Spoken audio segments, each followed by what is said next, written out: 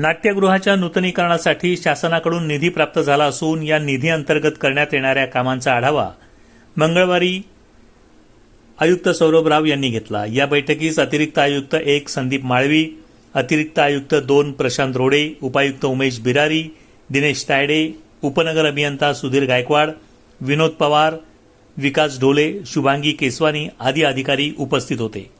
ठाणे महापालिकेच्या डॉक्टर काशीनाथ घाणेकर नाट्यगृहाच्या नूतनीकरणाचे काम हाती घेण्यात येणार आहे। हे काम करताना कलाकार व रसिकांच्या सुविधांना प्राधान्य देण्यात यावे असे निर्देश महापालिका आयुक्त सौरभ राव यांनी दिले आहेत। यासाठी नाट्य कलावंतांशी चर्चा करून त्यांना आवश्यक असलेल्या सुविधांचा समावेश करावा, तसेच प्रेक्षकांच्या सोयीसुविधांचाही विचार करून कार्यवाही करावी असे त्यांनी स्पष्ट केले। डॉक्टर काशीनाथ घाणेकर नाट्यगृहाच्या मुख्य प्रेक्षागृहातील तातडीच्या दुरुस्ती कामांना प्राधान्य देण्याचे निर्देश देण्यात आले आहेत।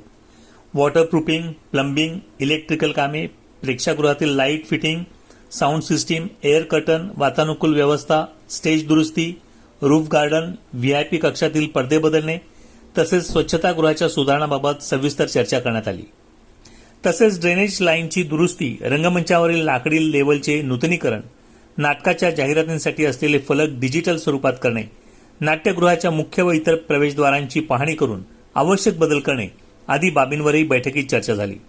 शासनाकडून प्राप्त झालेला निधी पूर्णतः नाट्यगृहाच्या दुरुस्ती व सुधारणा कामांसाठीच वापरण्यात यावा असे स्पष्ट निर्देश आयुक्त सौरभ राव यांनी यावेळी संबंधित अधिकाऱ्यांना दिले। रोज घडणाऱ्या विविध घडामोडी जाणून घेण्यासाठी डेली 2.0 हे न्यूज चॅनल लाईक करा, शेअर करा व सबस्क्राईब करा।